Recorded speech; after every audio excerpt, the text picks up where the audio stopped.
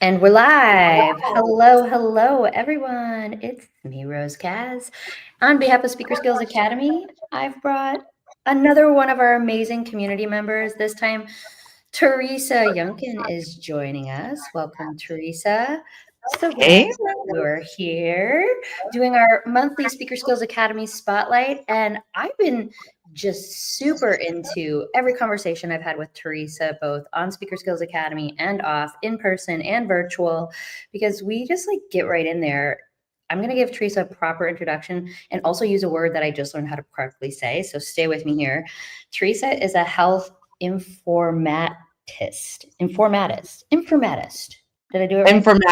informaticist. Informaticist. What is an informaticist?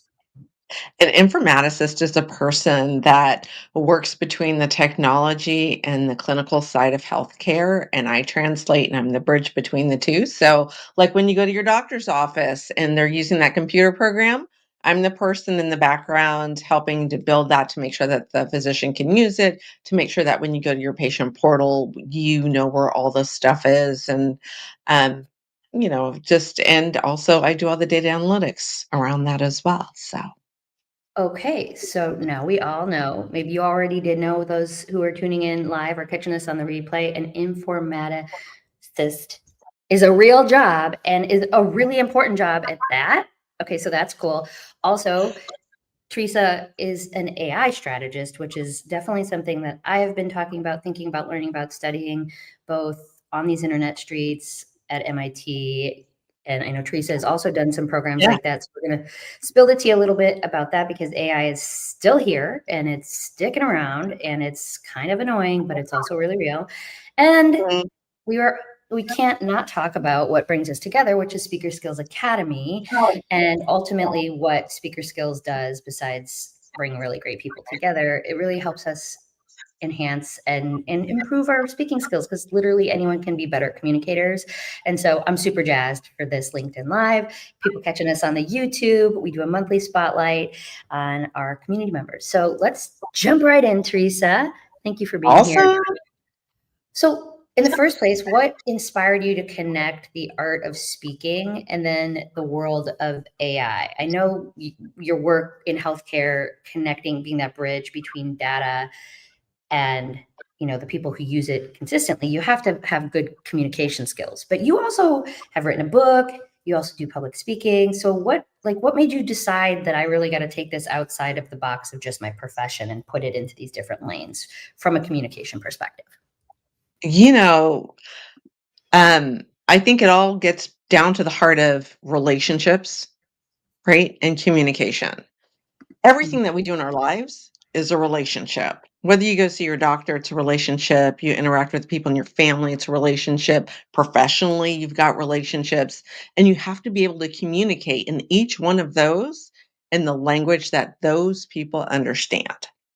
So, when it comes to communication, you've got to be able to speak clearly, and also speak in a way that people understand what you're saying. I work in a very technologically complex world. But if I were to explain to you what an informaticist is or what a data standard is, I would be like, hey, Rose, you know what? You know what I do? I make sure that if I speak Italian and you speak French, that we both learn English. And even though it may be like awful, like it doesn't sound good between us, we can understand each other. And Mhm. that's what I like to do, that communication of making sure that we can bridge those gaps, but that we're all speaking the same kind of language when it needs to be spoken. Wow, so it's a choice that you made as a businesswoman for professional development on being better at your job, but probably also wound up like enhancing other maybe side projects or even relationships, I don't know, with your sweetie, with your family. Yeah, yeah. You know what? I actually learned this lesson when I was working in the community. So I was a community organizer before I got into healthcare. And what do you Mhm. have to do when you're a community organizer? You have to talk to people. You got to build relationships. You got to spend time together. And for me, healthcare was a natural extension of that, right? It's a relationship, it's everything that we do. And I had to learn how to communicate with people in different ways. And I thought, wow, maybe, everybody, I think, uh, when you look at your personal life, you compartmentalize it into personal. Like, this is how I act here, and this is how I Mm, act professionally, and this is how I act and communicate outside in the world with my friends. But at the end of the day, right, you're learning the vernacular of each one. You're learning how to talk. You're learning how to tell ideas. You're learning how to be funny. You're learning how to tell stories. And stories is mm, what carries us between all of these. We all have stories, and we tell different stories in different settings. And then how do we do that effectively? I'd like to break it into 3 Ps, right? Your personal, your professional, and then privately. Like, what does privacy look like, and how much do you let people know or not know about you? So I think that mm. for me, that's my framework. That makes a lot of sense. But what I keep thinking of as you say that is like finding the common language so that you and your audience, whoever that might be, whether you're out organizing with people in a clinical setting, around the dinner table with multiple generations, right? One thing that like pops into my head as a challenge for Rose in this lesson is like, well, how do you continue authenticity in each of those spaces, right? Like, because you wouldn't necessarily say the same thing to your elder mother and father at the dinner table as you would say in an informatist moment where you're like breaking down some steps or out in the field being like when you were doing some organizing of groups of people, Yeah. right? So how do you stay consistently authentic in each of those arenas, so to speak? Empathy. One word, empathy. Hmm. If I put myself in your shoes, no matter what situation I'm in, I'm going to gear the way I communicate with you in that way because it's not for me, it's for you, right? If we're Ooh. passing information back and forth, one thing I love about speaker skills, Kathy always says, right? Like stories, they're from us for them. And that's exactly true in any situation that you're in when you're communicating. You have a story or a message to tell, but you've got to be able to tell it to the person in a way that's Mm, for them to become engaged. You need to draw them in. And I don't care if you are talking about financials on a boardroom deck or if I'm hanging out with girlfriends hanging out, having a good time on vacation. You mm. have to be able to tell the stories and speak to people in the way that resonates with them. And I believe that speaker skills has been one of the best things I've ever done to enhance that skill. It's funny you said empathy out the gate, like you didn't even, there wasn't even, there Nope. was no like, let me think about it. You're like, boom. And I remember during COVID that two things. One, needed to have empathy for everyone in the situation, including myself. Separately, I decided that my COVID project was I was going to do squats. Okay. Because I really wanted to work on my derriere. Okay.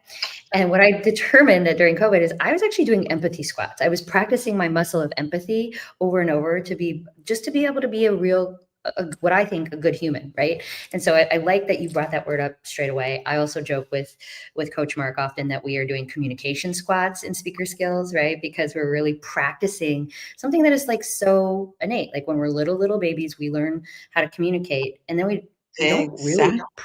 practice it after, we do some things in school, at grade school, junior Exactly. high, you get socialized in high school, but we don't really practice becoming better communicators. And that's why I love what we do with skills drills. And so I've been in sessions where you are one of the coaches, you're one of our community coaches at Speaker Skills, and you've really helped us to own our own voice. And I think that empathy Yes. piece is integral. And I wonder what it means to you from the lens of confidence, right? Like encouraging people who might not be as bold, or maybe they're a little more introverted, or like, so how do you use that empathy and the consideration of like learning the audience you're speaking to help bring that voice out of people, to encourage them to speak as you do? Right. I'm sure that you can tell just from meeting me and probably through the screen that I am an Enneagram 7. I am outspoken. I'm out there. I am an extrovert. I love people. I love to speak. It's funny you bring up COVID. During COVID, I learned that I have a pretty interesting introverted side. And so Mm, coming out of COVID back into the world, I probably exhibit more introverted tendencies than I do extroverted tendencies. And what I've really learned is that I have to give people space. And again, that goes back to empathy. It's easy sometimes to fill in all the space with words. And sometimes the hard part is staying silent or taking a pause and letting things simmer and allowing other people to let it simmer, even if it makes us uncomfortable. Because remember, when we're in a when we're communicating and we're drilling or we're practicing something, it's really about what are you leaving for the other person. And maybe those other people need the space to process. Maybe those other people need you to be a little bit faster. It's part of reading the audience. And it's something at speaker skills that we drill. We drill doing things fast, we drill doing things slow. We practice pausing, listening, taking the temperature of your audience while you're talking. That is something that is so important. And again, it begins with empathy because you want to make sure that you're leaving a gift for your audience. Right? That they can take something home, that they have the time to see themselves in the story. Mm, 'Cause mhm, mhm. right? I think one of the greatest things that we can do as humans is tell each other our stories so that we can learn from lessons or maybe get new insights on something that we didn't know before. That's the I mean, beauty of it's like communicating. one of the oldest ways of Exactly. sharing, right, is storytelling. Like, we Exactly. are in 2 different time zones right now. We're, sitting you're maybe, in a home office, I'm in a co-working office, like, but we are in the same conversation, right? But well before we Exactly. could even do anything, including, sending a page or a Mhm. fax or a snail mail, we would sit around fires and share stories. We would sit around the kitchen table and share stories, and I appreciate what you said again about empathy, but also the power of the pause. That's been another session title that I know that has been popular at Speaker Skills Academy. I think that what innately comes from those, keeping that sort of priority top of mind, is creating this, like, what they call, like, a psychologically safe space, right? Both in, like, the Yes. Zoom room and when we are hanging out in real time. But when I remember in different leadership trainings that I've done, I think it's a very common HR sort of buzzword around psychologically safe, right? Which I don't mean to diminutize it in any way, but what that really means is that you're making sure that people feel compelled to listen, but also compelled to speak up and feel wholly full, and that they don't have to be a certain way in order to stay within the conversation or to be participating in whatever the experience is. And I'm curious, both from your perspective as a community coach, but even when you're working in healthcare or again around your dining room table, like, how do you ensure that? Because, like, what if you have somebody who just, like, does not have the empathy muscle available today? Like, how do you Yeah. help, like, bring us back to, like, we are in a good, respectful, and kind, because that's the humanity right there. And, Yeah. sometimes humanity isn't it's not so cute sometimes. Yeah. And it's interesting, right? Like this is all um it's all about how we think and what we assign to what we're doing. So, when I'm coaching or I'm leading a session like I am today, the thing that I'm talking about is, how do all of our stories have different characters in them? And then how do these characters show up and how do we present these characters in our stories? Mhm, That is something that leads right back, and I'm going to use the E word again, empathy is the base of that, right? Because if I were to tell you a story, Rose, about my life, and I told you the story from my perspective, and then from my mother's perspective, and then from my grandmother's perspective about this one incident that happened, right? You build the empathy muscle, but then I'm also practicing how could I use this one story multiple times? Because the secret is I don't care who you are. People that are charismatic and that people are drawn to, they practice those skills every day. I know for myself, I get up every day, I go walking. I get up, I go walk every morning. And my job, whether I feel it or not, is I know I'm going to run into one of my neighbors. And whether I know them or not, my job is to smile at them and mhm. say, hey, welcome to another day. We are both upright and our legs are moving. it's a Mhm. great day, Mhm. right? So, excuse me, we've got to be able to carry that through. And I think taking that same energy and putting it into the rooms to build psychologically safe spaces. We've had many times where we've had new people come, and what we love to do at Speaker Skills is to pair them up with somebody who's come for a while and who understands, because it can be hard. You and I know, think about any networking session that you walk into. It can be super hard to walk in somewhere where other people know each other and you don't know anybody. And Mhm. at Speaker Skills, we have built a very nice psychologically safe space. And we make sure that when we have new members that come, excuse me, that when we have new members that come, they're paired with somebody that welcomes them in. You Mhm. know, public speaking is hard to begin with. Communicating is hard to begin with. And when you Mhm. walk into a space where you don't know anybody except for one person, just to be paired with somebody else who's new and who welcomes you in, that's so important. And I think both Kathy and Mark have done a really great job of creating coaches who make that space and who Mm. understand and who feel, because we're not all extroverts, we're not all introverts. We're just all Mhm. people who care about one another. And it shows through in our community. Yeah, I agree with that, and I think it's. I want to say that I've never experienced, and I doubt that you have either, any Zoom room or even in our creative labs where it's been like less than awesome. But I also, when we talk about communication, right? Sometimes like last week's open session, right, when we did complex conversations, right, and Yeah. how Mark started it off. Oh my gosh, anybody who missed that, you are going to want to catch that replay because it was, especially for those of us who've been in the community, I was like, I have never seen Mark, like act like a bully, but he was trying to make a Yeah, complex, like a scenario where, okay, so it's like really exactly. intense. And even as I was, as John and I were like working on the replay and the edit clip and Yeah.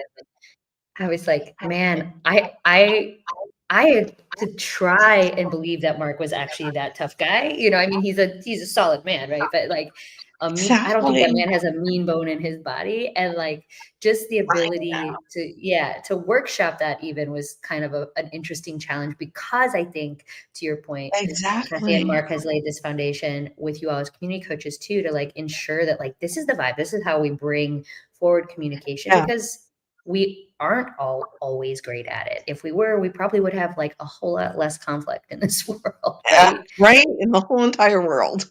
The whole world. So with that, and we just spent a good chunk of time talking about like the humanity and the purpose of Yeah. what you do from community focus. And I want to shift, and I did that on purpose because the human intelligence, our HI, Yeah. is required for this entire AI It moment is. that keeps going. And so I'm curious, in that you've built your expertise around helping others to show up and feel seen and understood. How are you doing that in the same with the same, kindness to integrate AI, especially because there can be some conception about it being like inauthentic, using AI Yeah. is inauthentic or it's scary. And for all good, valid reasons, people think this, but how do you approach that? Right? So part of it is number one, understanding the technology, right? Understanding, how does this work? How does this technology work? That's why I went to MIT. That's why I learned about it from the experts. At the end of the day, AI is just math, right? It's just math with consequences. It's a statistic. So, I mean, I challenge anybody who's watching to go out there and type in the word, "Today's a beautiful day. I want to go to a picnic at the," and then have ChatGPT or Claude or any other LLM fill it in for you. Yours might say beach. Mine Mhm. might say mountains. It's all dependent. It is statistically what it believes your next thought is, right? There isn't just Mhm. one answer. And I think that being able to help people understand that AI is there to help us, not just, it's not there to just replace us. And I mean, truth is, if we can automate some jobs, those jobs will be automated. But we always have to have a human in the loop. We can never go to pure automation for 80% or 90% of our jobs. That's just not the way it is, because we're humans. We humans provide context, Mhm. right, to those statistics. That's what's important. And to be able to have people practice that with the tools that are available to us right now is one way that I help people understand because you've got to put your hands on it and you've got to try it to understand it. And you also have to be educated and not just one time. You have to have continual education. Mhm, And this is something that's very different. And that's what I like to help organizations do is to put together programs where it's not just a once and done workshop because that's not going to help. Number one, mhm, because the technology is moving so fast. If you think about a year ago, I was finishing up my certification at MIT. From a year ago to today, the technology is so different that what mhm, I talked about and learned, I learned the foundation and the basics that will carry me through for forever because I understand how the machines work, but how it presents itself and the way that I use it has changed dramatically and drastically. mhm, But I always go back to those foundations of it's technology, and technology without humans is useless because we as humans need to be involved with the technology. mhm. I couldn't agree more, and especially what you said about when you were wrapping up your certification at MIT and how quickly this Yeah. technology has changed. And by the way, this technology has been floating around in our homes, on our robo vacuums, and in our spaceship cars and laundry machines for far before the last 5 years of the buzz, right? But right now, the speed of which it's moving, and the people most, I think, most importantly to note, at least from my lens, of who is in charge of pushing the gas, like who's driving it faster and faster. Some of that is the machine, right? Some of that is like, oh boy, how quickly, right? Yeah. The grandfather of AI has been interviewed a number of times, going like, I was like, hold on, maybe we should pump the brakes, right? His name is escaping me at the moment. But interestingly enough, I did not forget this lady's name. Miss Stacey Abrams was here in Portland on Saturday, and I was texting you, Teresa, because I was like, "Oh man, okay, we have got to have a follow up conversation because what she is talking about, right? She is a leader, definitely a multi hyphenate. She has run for office many times. Exactly. She is her background is in, I think, biochemistry. She's on the she I mean, Yeah. she's like multi hyphenate academic, smart as hell, written a number of books, written some romance novels. Okay. But when she started talking about AI, she said, listen, I know most of you aren't here to talk about AI, but from a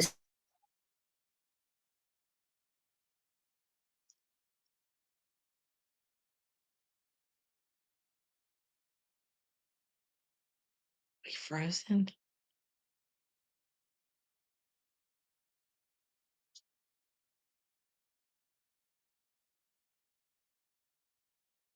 Hey, Rose, are you still there? I don't know if I'm frozen or if you're frozen.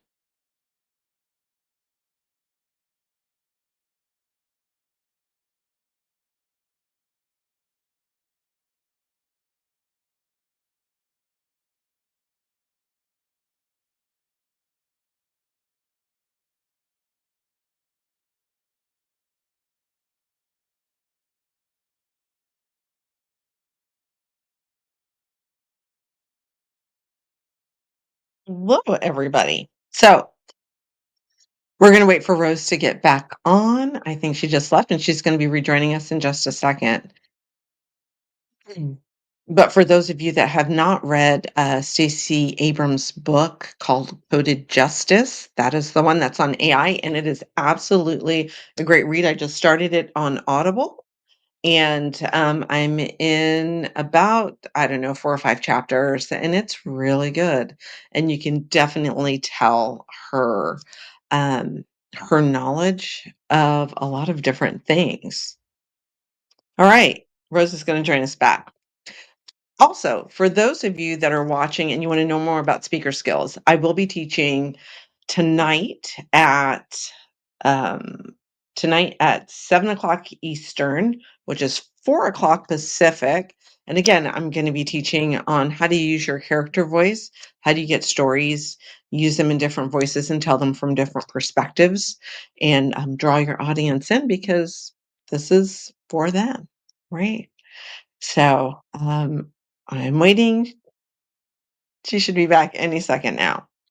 Um, I do know one of the questions that Rose had posed was, how do I see AI changing the way that thought leaders and speakers interact with their audience?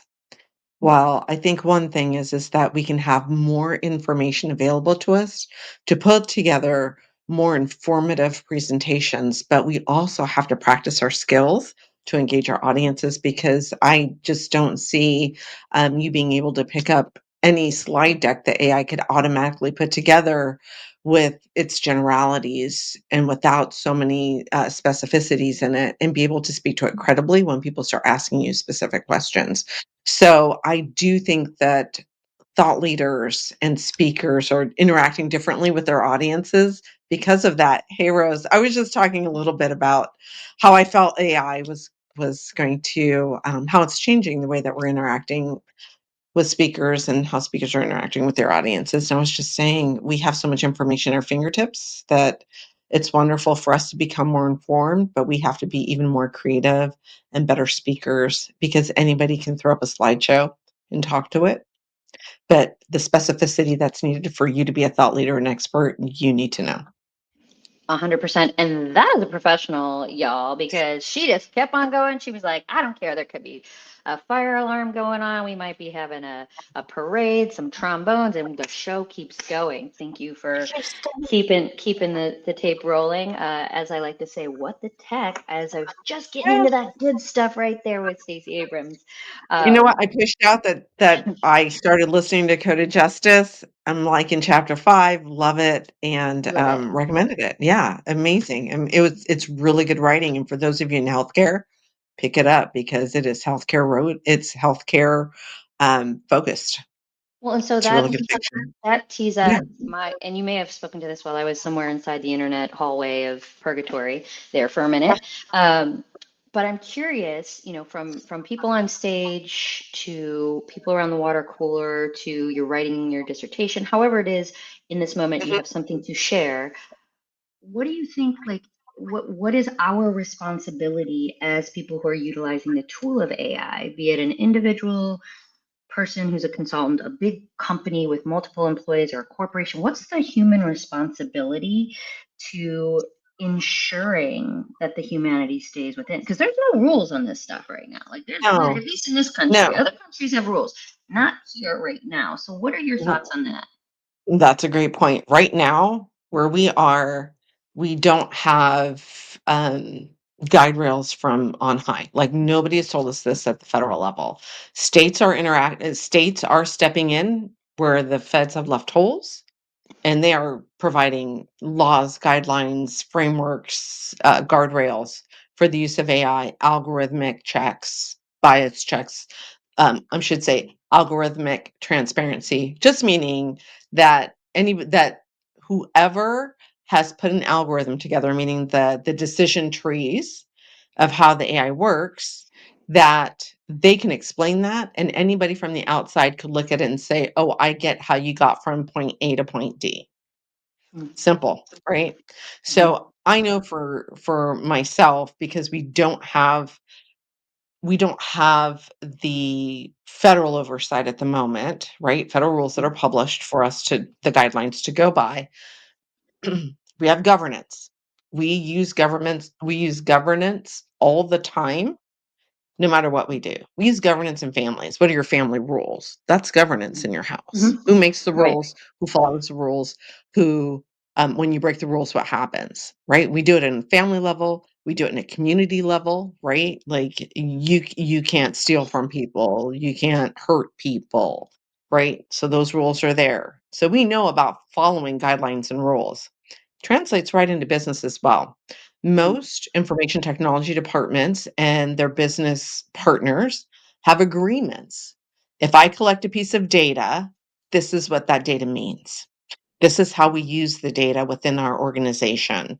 This is the data that we can pass in our organization, and for privacy reasons, we can't share outside of our organization.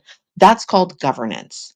Mm-hmm. And we as organizations have to stand up our governance programs to make sure that we are following these guidelines. And it has to come from the bottom up and from the top down. You've got to meet in the middle and you've got to do both.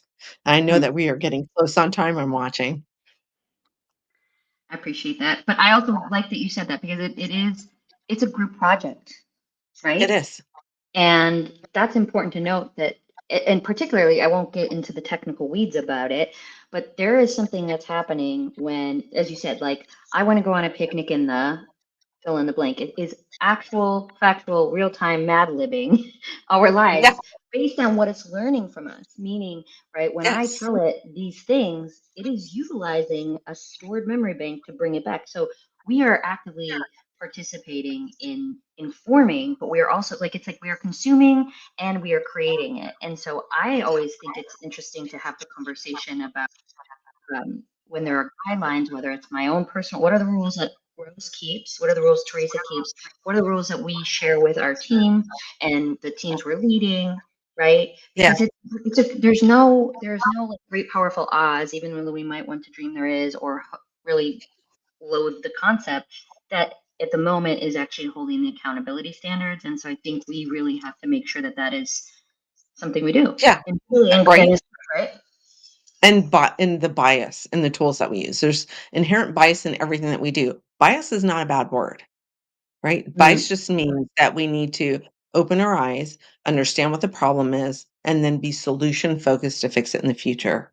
Doesn't mean that we take down all of our data sets right now. Does not mean that we stop using the data that has been collected for many, many years. I'll give you for instance, yesterday, right? Hormone replacement therapies. For a long time, the FDA was like, you can't use like hormone replacement therapy is not good. It was a black box warning. We shouldn't be doing it as women. Well, over mm, time, right, they were able to look at all of the evidence together. We've got different mindsets. We understand the body better. We have a better understanding now than 50 years ago mhm, of what is menopause, what does progesterone really do? What does estrogen really do? I mean, in every aspect of our lives, our knowledge base has grown. Add AI into that, we have access to so much more mhm, information that now there are benefits, they're saying, to hormone replacement therapy. mhm. So if you do it before, in the first 10 years of menopause, you're going to get those cardiovascular improvements and risk, right? Heart disease in women, it's a real thing.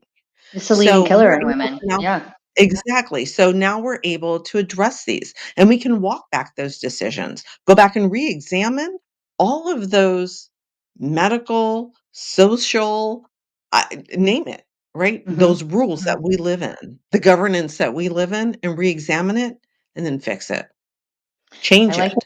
I like that you That's said appropriate.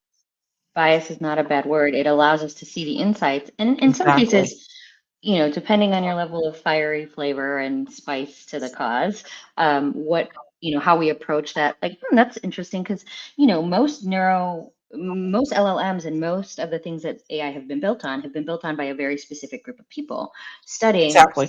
the human brain, which has historically been the white male human brain, right? You brought up women's, the like Health. I lovingly call cougar puberty. I'm joyfully experiencing right now. But same thing, right? Like there wasn't a lot of research done on Exactly. women's bodies to inform women's health until we've had more women in those fields in this last 50 years, right? And so that Exactly. data, when used kindly with empathy and with sovereignty of each person owns it, like, I think it is monumentally like the things that are possible are incredible, and you and I can go on and on about Well, that because that's the thing that we bring together. So as we wrap up here, yeah. Teresa, I would love to hear just kind of bringing together your role as a community coach for Speaker Skills Academy, the way you work as an informatic informaticist informaticist. Say it 5 times, Rose. Yay. Uh, because really you're such a human focused person, and pairing that with AI, like what's your one lasting suggestion for people on November 12th, 2025 in the world who are trying to feel more human and not be scared of the robots coming for their job? Yeah. Um, Number one, interact with it. But do it in the framework that I talked about at the very beginning. Look at it from your personal life, right? It's a piece of technology that has a lot of information about you already, even whether you know it or not, and you're Mm, feeding it more information. So think about this. When you go on a first date, Do you splurge? Did you just bleh everything about your life on your first date? No. Get to know the LLM, just like you would get to know somebody if you were going on a date with them, right? We just don't put everything out there.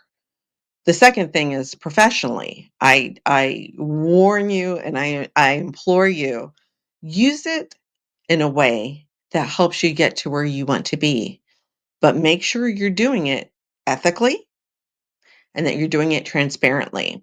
If you don't know, there's this great little place on the internet called the Wayback Machine that you can go to, and it can actually pluck things about you as it turns back the internet to a specific date and time, and it can find out information about you. And because it can find out information about you, so can any other employer who's going to go and check what you've said about your skills, right? So that's personal and professional that we've talked about. Your privacy, third thing. These LLMs, even though you may ask for them to delete all of your data, there's a ghost. They have backups, right? Mm. If everything goes down, they can roll back to a point in time and restore it. That means that deletion really isn't deletion. There was one agreement, and the name escapes me, that you can get at the enterprise level that says your data is your data, we won't use it, it's protected. But it's only between business to business, enterprise to Mm. enterprise. So you as an individual do not have that luxury, and know that you need to protect it. That means don't accept the cookies if you don't want to accept the cookies, Mm-mm. because you know what? You're still going to be able to use the website. Yeah. Number 2, go into your settings of these LLMs and turn it off if you don't want to share your data. And number 3, do not use names of your clients, of yourself, of your children, if you don't want somebody else that can come in and pull it all apart and take things out of context. If you're scared, the internet is still the internet, technology is still technology, people are still people, nefarious is still nefarious. It doesn't matter Mm. what technology it is. So always engage with it, but engage with it, like I said, thinking about it from your personal standpoint, from your professional standpoint, and from your privacy standpoint. That allows me to sleep at night. The 3 Ps, it's like she's a professional communicator or something like that. Teresa Younkin, thank you so much. So glad that Coach Kathy and Coach Mark brought us together. It's my joy and privilege to do the spotlights each month for Speaker Skills Academy. I never said my name, Rose Kaz, but y'all probably know that by now. And if you don't, now you do. Once a month, we spotlight one of our amazing community members at Speaker Skills Academy. If you missed this, you can catch the replay on both YouTube and LinkedIn. But I must say, the best time is on the Speaker Skills Academy. You can catch replays from our skills drills, but that's really where the magic happens as far as communication skills go. We riffed a lot about all sorts of things today, and I will come back with an And invite. Oh, go ahead. I'm teaching tonight, so Yes. reach out if you want to participate and see what Speaker Skills Academy is about, and what drilling a skill really is. I'd love to have you there. 4 p.m. PST today, right, Teresa? 4 p.m. Uh, PST, 7 p.m. Eastern. all right. Well, thanks everybody for tuning in, and can't wait to see you next month with another amazing member of Speaker Skills Academy. Teresa, as always, love talking to you. Thank you. I love talking to you too, Rose. Bye. Bye, everyone.